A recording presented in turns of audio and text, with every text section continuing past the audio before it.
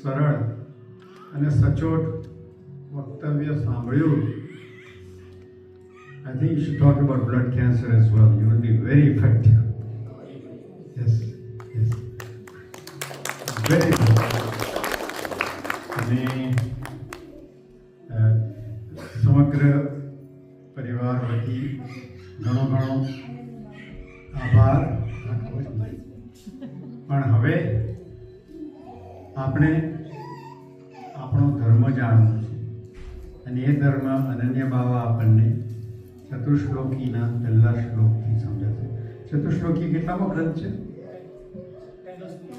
હા, 16 ગ્રંથનો 10મો ગ્રંથ ચતુશ્લોકી છે. આ જે 8મો ગ્રંથ છે ને, વિવેક દરિયાશ્રય, એમાં 17 શ્લોક છે. ચતુશ્લોકીમાં 4 શ્લોક છે. 4 શ્લોકમાં વલ્લભાચાર્ય આખું બધા રહસ્યો કહી દીધા છે. અને એમાં અચ્છા, હા, એટલે શ્લોકો 17 છે. 17 યા 17. પણ એમણે અમુક છે સિલેક્ટ કરીને કરે. અને હવે આપણે ચતુશ્લોકીના પહેલા શ્લોક વિશે વૈષ્ણવનો એક ધર્મ શું છે એ વિશે આપણે પરમ પૂજ્યવર્ય અનન્ય બાવા પાસેથી સાંભળીએ.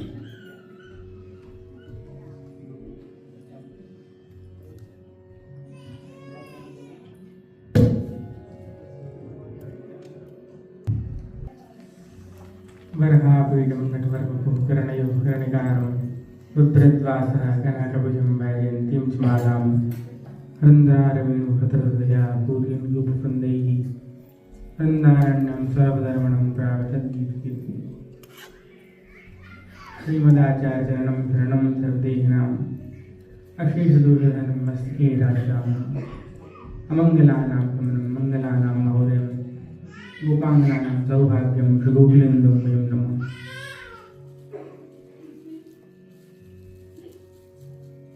बोलो वल्लभाधीश की जय, गोवर्धन नाथ की जय.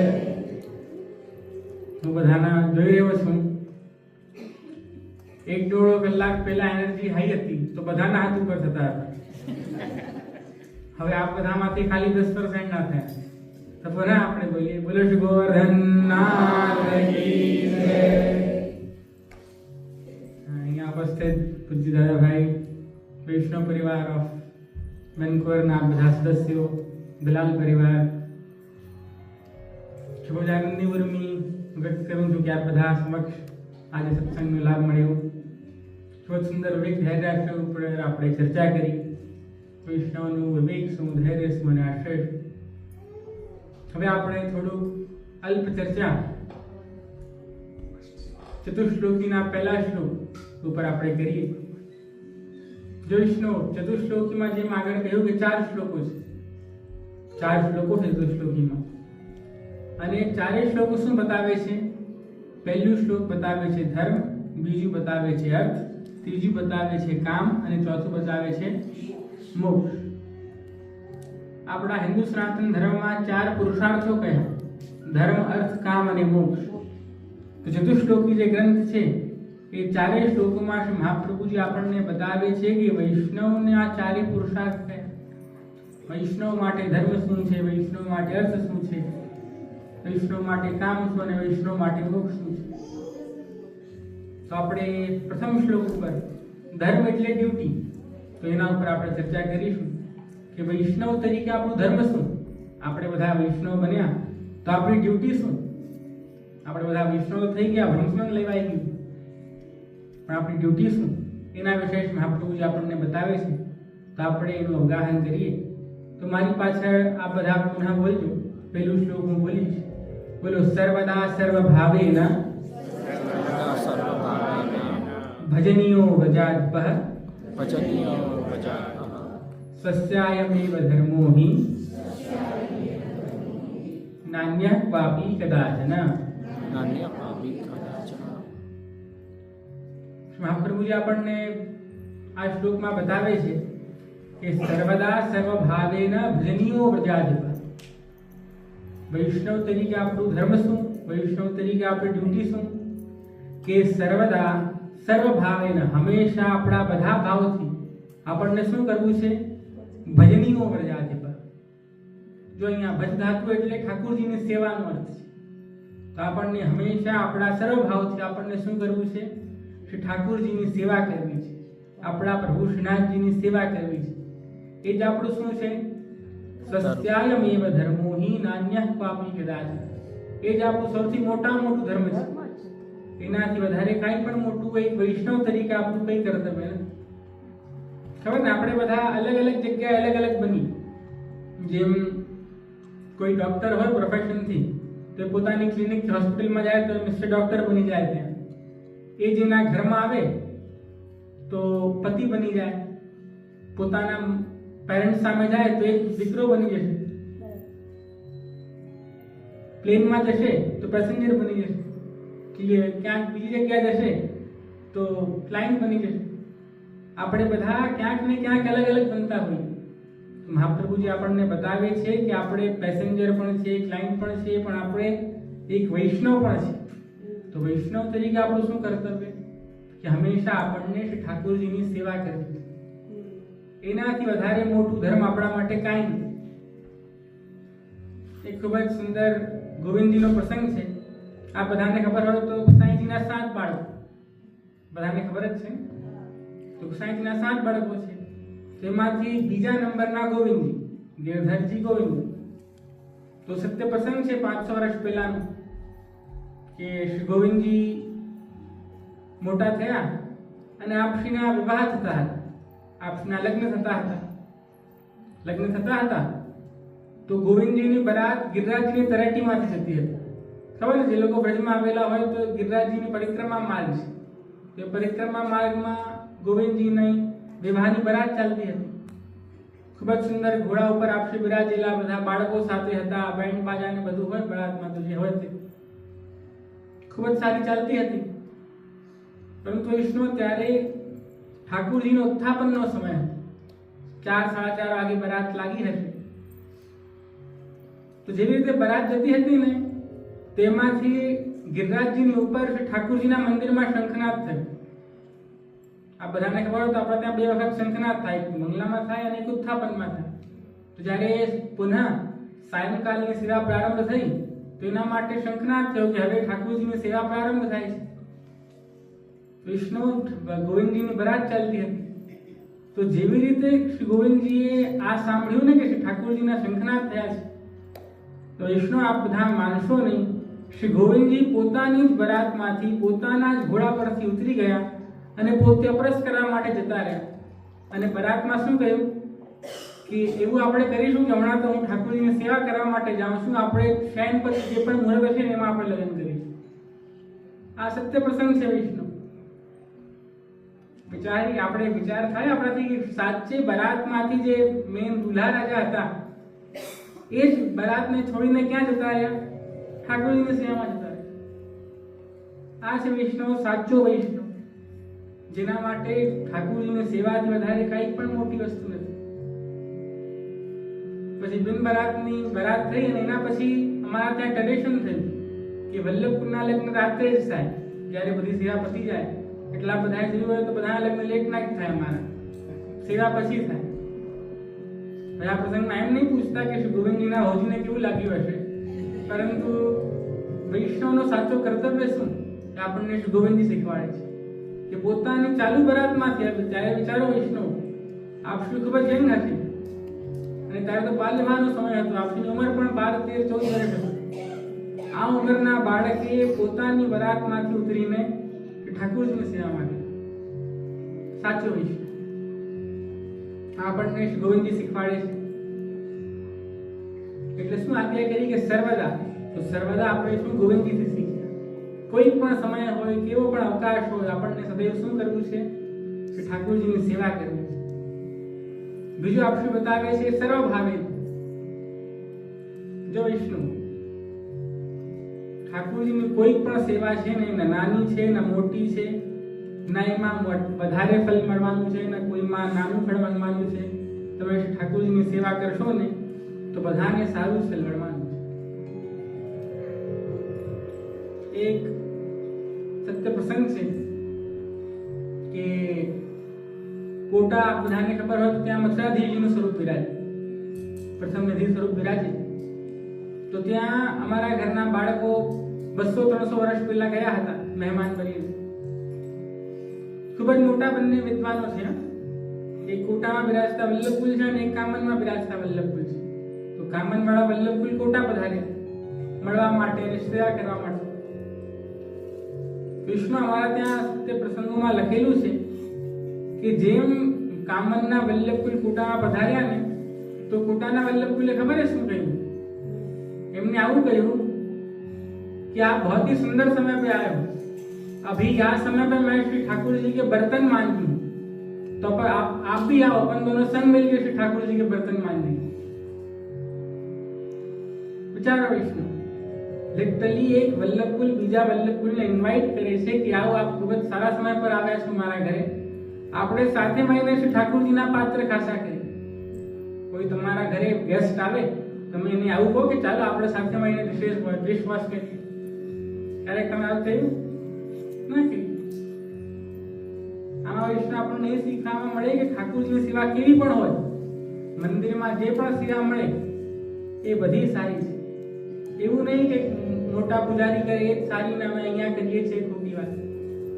બધું સારું છે. ઠાકુરજીની જેવી પણ સેવા કરી એ બધી સારી. અમુક લોકોને આવો પ્રશ્ન થાય કે શ્રીનાથજીમાં અમે આટલું શ્રીનાથજીના વૈભવ છે, અમે એક ચાંદીની કટોરી ઠાકુરજીને ધરી તો એ ઠાકુરજી સુધી પહોંચી જશે. બહુ લોકોને થાય. પરંતુ વિષ્ણુ આ બધા વિચારો શ્રી ઠાકુરજીએ પોતાની લાકડાની ભોગ ચોકી, વિસલપુરના વૈરાગીની વાર્તા આવે, પોતાની 300 વર્ષ જૂની ખાલી લાકડાની ચોકી આપણે સાચવી રાખી છે, તો આપણી ચાંદીની કટોરી તો કેમ નહીં સાચવી? જેવી પણ આપણે સેવા કરીશું કે ઠાકુરજી હંમેશા અંગીકાર કરવાના છે અને અવશ્ય કરવાના છે. એ વસ્તુ આપણે બધા જાણીએ. અને વિષ્ણુ અમુક લોકોને થાય કે આ સેવા અમે વેન્કુવર આવી ગયા, બ્રિટિશ કોલંબિયા આવી ગયા, ઠાકુરજીની સેવા અહીંયા કેવી રીતે બને? પુષ્ટાવલી સેવા નહીં થતી, આ અનુકૂળતા નથી, આ છે તેવું છે. ત્યારે વિષ્ણુ આપણા ત્યાં મહાપ્રભુજી શું આજ્ઞા કરે? સેવાયામ વા કથાયામ વા યસ્યા સત્ય દૃઢા ભવે. કે જો તમારાથી સાચી સ્વરૂપ સેવા નહીં થતી હોય ને તો નામ સેવા કરો, કથા સેવા કરો, અર્થાત સત્સંગ કરો. જો વિષ્ણુ આપણા ત્યાં સુરદાસજી, આ બધાને ખબર છે સુરદાસજી આપણા ત્યાં થયા, તો મહાપ્રભુએ સુરદાસજીને ઠાકુરજીનું સ્વરૂપ પધરાવી આપ્યું, શ્યામ મનોહરજીનું, કે આપ આમની સુરત સારી રીતે સેવા કરો. સુરદાસજીએ કરી તો ખરી થોડા દિવસે, પણ પછી સુરદાસજીએ સ્વરૂપ શ્રી મહાપ્રભુજીને પાછા પધરાવી દીધું અને શું કહ્યું કે कृपानाथ मुझको तो कीर्तन से हमें बहुत आनंद आवे, मैं तो श्री ठाकुर जी को नाम ही लूंगा, आप कृपा करके ये स्वरूप पुनः पधरा. એટલે એમને આવું કહ્યું કે હું તો શ્રીનાથજીની કીર્તન સેવા જ કરવાનો છે, મને એમાં જ આનંદ આવે છે. અને મહાપ્રભુજીએ સ્વીકારી પણ. ખૂબ જ મોટા કવિ થયા, ખૂબ જ મોટા કીર્તનીય થયા આપણા ત્યાં સુરદાસજી. એટલે આવી સેવા નહીં બને તો કેવી સેવા કરવાની? નામ સેવા કરવાની. તસ્માત સર્વાત્મા નિત્યમ શ્રી કૃષ્ણ શરણમ મમ. હમણાં વાત કરી આપણે કે શ્રી કૃષ્ણ શરણમ મંત્ર આપણા વૈષ્ણવ માટે ખૂબ જ મોટું છે. એ આપણે અવશ્ય રૂપે કરીએ. જો વૈષ્ણવ અમુક મંત્રો છે ને આપણા સનાતન ધર્મમાં ખૂબ જ રિસ્ટ્રિક્શન વાળા રહે કે નયા બાદ જ બોલાય, આ સમયમાં જ બોલાય, આસન પર બેસીને જ બોલાય, ચંપલ હોય તો નહીં બોલાય. પરંતુ આટલું સુંદર આપણને મહાપ્રભુજીએ મંત્ર આપ્યું છે કે જેમાં આપણને કાંઈ રિસ્ટ્રિક્શન નથી. તમે વગર નાયા હો તો બોલી શકો, ચંપલ પહેરેલા હોય તો બોલી શકો, ડ્રાઇવિંગ કરતા હો તો બોલી શકો, આમાં કાંઈ આપણને રિસ્ટ્રિક્શન નથી. તો આપણે અવશ્ય શ્રી કૃષ્ણ શરણમ, હે કૃષ્ણ હું જેવો પણ છું આપની શરણમાં છું, આ મંત્રનું આપણે અવગાહન કરીએ અને ખૂબ જ સારી રીતે આપણે ઠાકુરજીની ભક્તિ કરીએ. તો જો પહેલી ઠાકુરજીની સેવા કરવી છે તો સેવા નહીં થાય તો શું કરવું છે? નામ સેવા કરવું છે.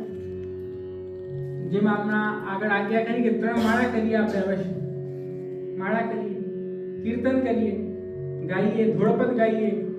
ધોળપદ નહીં ગાવતા આવડતું હોય તો આજકાલ તો યુટ્યુબમાં પણ મળી જાય છે, ખાલી સાંભળીએ તો ખરી આપણે.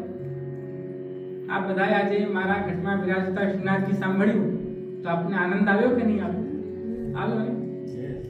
તો આપણે એ બધું કરીએ, શ્રી કૃષ્ણ શરણમની ધૂન સાંભળીએ, ધોળપદ સાંભળીએ, એ પણ એક પ્રકારની ઠાકોરજીની સેવા છે. આવી સેવા નહીં બને તો આવી સેવા કરીએ. તો આવી રીતે આપણે ખૂબ જ સુંદર રીતે શ્રી ઠાકોરજીની સેવા કરીએ. અંતિમમાં વૈષ્ણવ મહાપ્રભુજી આજ્ઞા કીધી કે જો આવી પણ સેવા નહીં બને તો ભગવતીઓની સેવા કરે. એક આપણા ત્યાં 84 વિશ્વના પ્રસંગ છે કે એને કાંઈ સેવા નહીં આવડતી, એને કાંઈ ઠાકોરજીનું નામ લેવા નહીં આવડતું, ના ગ્રંથો આવડતા, ના કંઈક એમના વધારે કંઈક આવડતું નહીં. એમ તો ખબર એ શું સેવા કરતા કે ગિરિરાજજીની પરિક્રમા માર્ગમાં જે પણ કાંકરી કે પથ્થર હોય ને એને ખાલી ભીંગવાનું કામ કરતા, ખાલી સ્વીપિંગ કરતા. કેમ સ્વીપિંગ કરે કે જેનાથી ભક્તોના કે વૈષ્ણવોના પગમાં કાંકરી ન હોય.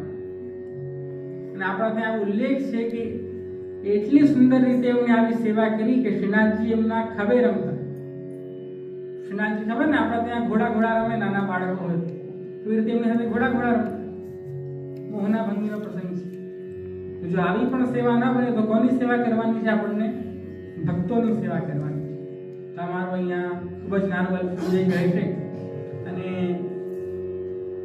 મૂળતઃ તો એ જ આપ બધાને કહીશ કે આપણો ધર્મ છે ને વૈષ્ણવો ખાટી છાજ, આપણે છાજ જેવો છે. ખબર ને, પડેલી છાજ હોય, તમે ઇન્ડિયામાં છાજ બનાવી દીધી, અહીંયા ખબર નહીં કેવી છાજ આવે છે, પણ ઇન્ડિયામાં તમે દહીંથી છાજ બનાવો અને 1 કલાક એને તમે રાખી દો તો ખબર કેવી થઈ જાય? જેનું મૂળ દહીં હોય ને એ નીચે આવી જાય અને ખાલી પાણી ઉપર રહી જાય. આપણું ધર્મ છે ને એવું છે.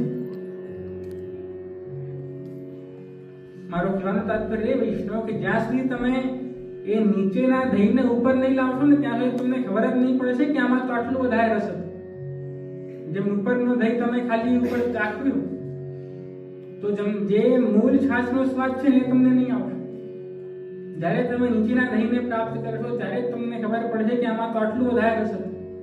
એવી જ રીતે આ બધા ખાલી દર્શન કર્યા, સત્સંગ કર્યું, આરતી કરીને નીકળી ગયા, આનંદ આવશે આમાં પણ. જો ઉપરના પાણીમાં સાધારણ પાણી નથી, એ પણ છાશનું પાણી છે. રસ તો જરાક પ્રાપ્ત થશે જ, પણ એટલું રસ પ્રાપ્ત નહીં થશે કે જે નીચે રાખેલી છે. જ્યારે તમે સારું સત્સંગ કરશો, સારી રીતે શ્રી ઠાકોરજીની સેવા કરશો, સારા ભગવતીઓને મળશો, ત્યારે તમને ખબર પડશે કે એવો આપણું સંપ્રદાય કે આપણું ધર્મ તો આટલું વધારે સારું છે, આટલી સુંદર રીતે શ્રી ઠાકોરજીએ સેવા કરી છે. એટલે મારો અહીંયાથી આ બધાને એક સંદેશ રહેશે કે જેટલું આપ બધા આપણા ધર્મ માટે દેશો ને એટલું આપ બધા માટે સારું છે. તો મારો આ જ સંદેશ આપ બધા માટે રહેશે. અને ખૂબ જ સુંદર આ સત્ર અહીંયા યોજવામાં આવ્યો તો આ બધા માટે ખૂબ જ આનંદની વાત છે. અને આયોજકો માટે આપણે ખૂબ જ એક વખત જોરદાર તાળીઓ પાડી દઈએ.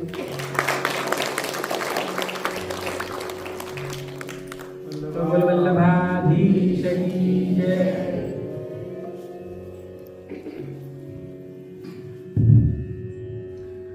અતિ સુંદર